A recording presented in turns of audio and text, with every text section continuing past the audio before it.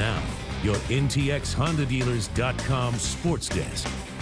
The Cowboys are back to work in Oxnard, California. Just 4 more training camp practices before breaking camp on Friday. And Ezekiel Elliott and his attorneys have until Wednesday afternoon to file an appeal of the 6-game suspension Commissioner Roger Goodell handed down on Friday. Zeke, of course, did not play in last night's preseason game in Los Angeles, only taking part in pregame warm-ups. Just about everybody but Zeke and Jerry Jones talked about the suspension after the game.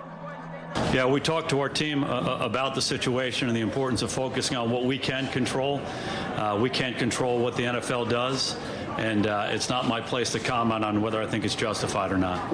Certainly these situations are never easy, but Zeke's a teammate of mine and for the last year, and the opportunity to be able to have a relationship with him and mentor him, that's what teammates do, and I'm certain that he'll work through it and be better and grow from it.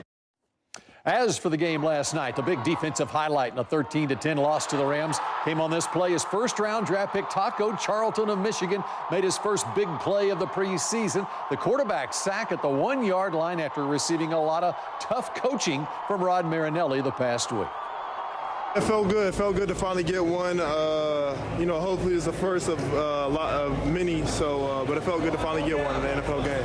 Taco seems to be really active. He was around the ball, seemed to be around the quarterback a little bit. Again, at first glance, from my vantage point, looks like he showed up a little bit more this week than he did last week. Plenty to talk about when we talk about Cowboys. No one does it better than Bill Jones. Let's send it over to him. All right, Dan, if the first 3 weeks of this training camp are any indication, this is going to be a very interesting season for the Cowboys. The final week of training camp kicks off tonight with our own Keith Russell live in Oxnard talking about what everybody's talking about, Zeke Elliott. Hello, Keith. Hey, Bill, the one player everyone has to talk about right now is the one player who hasn't played a single preseason snap, Zeke Elliott. The question is, how many snaps take when it counts? Meantime, the Cowboys providing a united front when it comes to tackling a truly awkward situation. Quite frankly, it's uncomfortable even having the conversation right now. The conversation of Zeke Elliott, suspended 6 games pending his appeal for violating the NFL's personal conduct policy, stemming from allegations that he abused his ex-girlfriend last year. It's not what the Cowboys wanted to be talking about, but they would like to make one thing clear. We're with Zeke. We're here with him. We're fighting for him. We need Zeke. We're his brothers, and so hopefully we can stay with them and get through the situation so, all positive things can come from it. We're behind him 100% regardless of what's going on, man. Whether, a decision has been made on it, we're going to stand behind him. He's our brother, man. He's on our team. He's one of our great teammates. And, we're going to miss having him out there.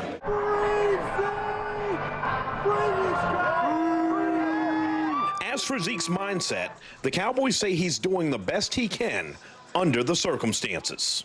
I think Zeke has done an excellent job through this whole process, focusing on what he needs to do and controlling what he can control. He comes to work every day.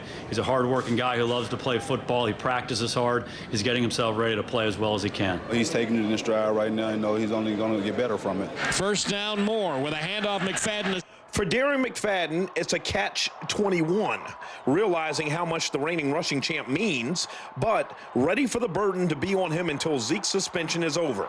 McFadden knowing 2 years ago he was 4th in the league in rushing and didn't even start the first 6 games that year. My body still feels good. I feel great, man. Just getting out there running, just getting carries and getting warmed up. I'm definitely going to be able to handle the load. Between the guys we got, they're gonna step up and pick up the slack. I'm certain of that. We suspected that something like this might happen. We prepared our team accordingly by building it the right way. As the longest tenured Cowboy, Jason Witten says this team is built for adversity. And while he doesn't know all the facts in Zeke's case and has enjoyed great camaraderie with Elliott since he was drafted, don't confuse that with Witten's stance on one topic. There's no place for a man to put his hand on a woman. And most of you guys know that it's a situation that's affected my family as a younger kid. And so, put a lot of work and attention and have a platform to step out and speak on stopping domestic violence. Jason Witten helps fund 9 domestic violence shelters in Texas and Tennessee. So this is obviously a topic he does not take lightly. Meantime, Zeke has kept his head down, has avoided the media. But, Bill, you used the word interesting leading into me. It'll be interesting to see how this thing plays out, starting tomorrow when the Cowboys return to the field.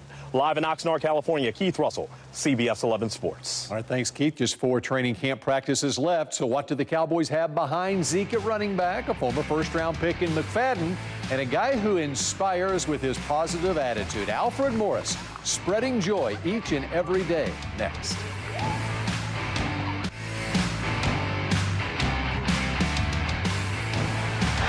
Going for the end zone and has his man. Rico gathers again.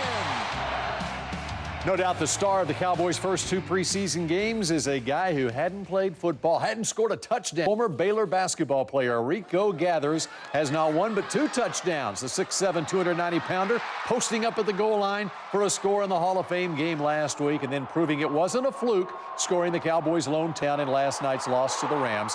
Exactly what Rico expected. I'm very hungry. You know, for the most part, like I said, I play with an edge. I play with a chip on my shoulder each and every game, even in practice and stuff like that. So when I get out here, you know, I'm always trying to make a point, make a statement. He's improving on his ability to run routes and get away from people in addition to the way he catches the ball. You know, he's working on the other parts of his game as well. And this game experience that he's had is really, really valuable for him. Perhaps the most inspiring story I've seen in Oxnard is being authored by the most accomplished running back on the roster. Alfred Morris is a 2-time Pro Bowler, but at times he's been the 4th-string running back this camp. However, in everything he does, Alfred is spreading joy, a smile on his face everywhere he goes.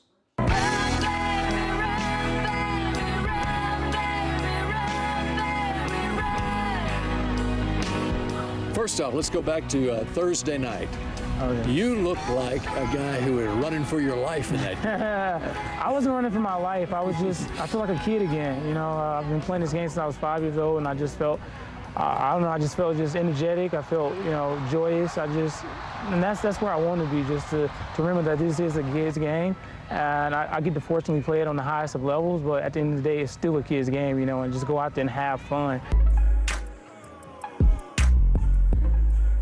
How well do you feel this camp? I feel really good. I mean, right now, I don't feel that great, if I'm being honest. Just where camp adds up. I don't care what camp you're in, what coaching staff you're with. Eventually, it adds up because it's like day to day.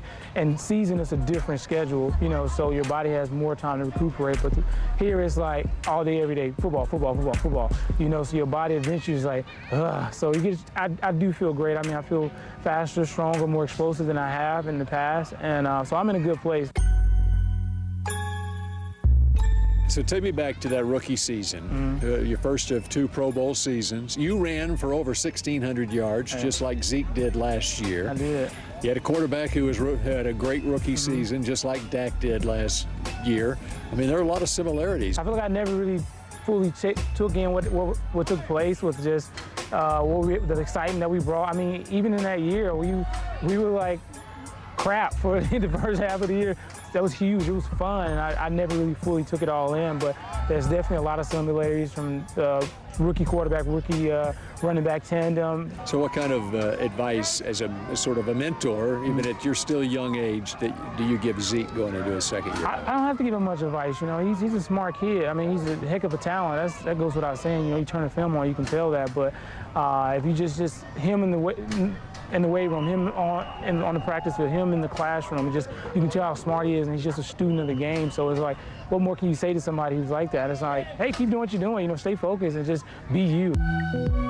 So much success early in your career, 3 1,000-yard seasons, and now it's sort of been a humbling experience here the last couple of years. Yeah, it has been. I mean, but I've always been underdog, and I know a lot of people probably giving up on me, but that's okay. I mean, I'm familiar with this space, you know. I'm familiar with being underdog, counted out. Oh, this guy's over, you know, but that's not the case. I know what I still have.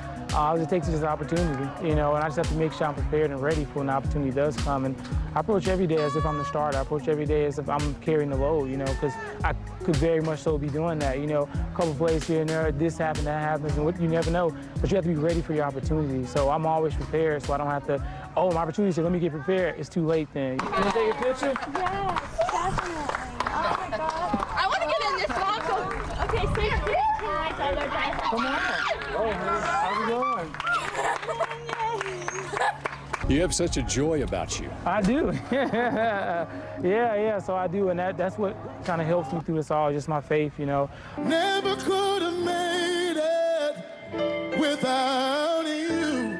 Because it is hard at times, you know, going from what I was able to do and what I know I still can do to all of a sudden it's like, ooh, I'm taking a back seat, and it's a way back seat, you know, and it's something I'm not used to, but that's okay though. So, but just that my faith and just my joy from the Lord, you know, I'm able to sustain through all of this and smile through it all. So I have no worries because I know who's in control.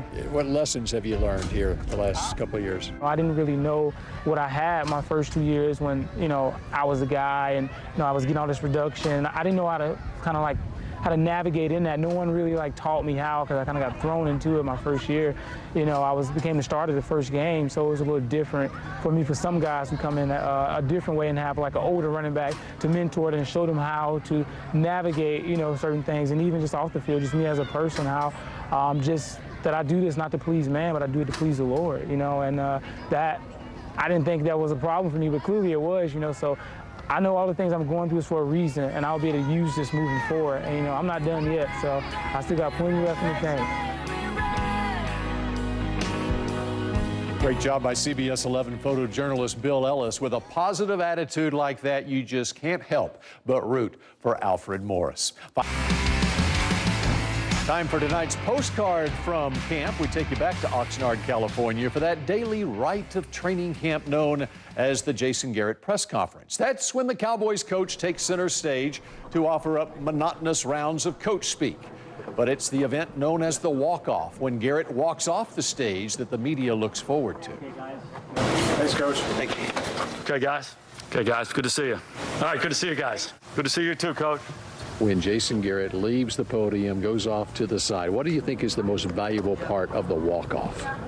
Jason is very professorial and very political on the podium. So it's about coming to work every day. We try to put our players in competitive situations. When he's off the podium, when we do the walk-off, he's more relaxed. Hopefully he comes back quickly.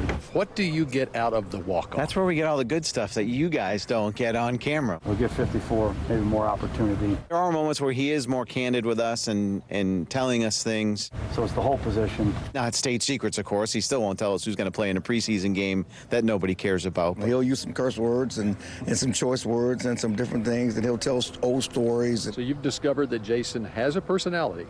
He absolutely does. He does. Just doesn't manifest in a press conference. Sometimes I tell people I think he's punking us. I think he's smarter than all of us, and I feel like he's punking us sometimes. And that is your postcard from camp tonight. More Cowboys camp coverage can be found on CBSDFW.com. And a reminder, we got the Cowboys and the Colts on Saturday night. We'll have DeMarcus Ware, Darryl Johnston, and Babe Laufenberg somehow squeezing into the broadcast booth at 6 o'clock on Saturday night. More CBS 11 news in a moment.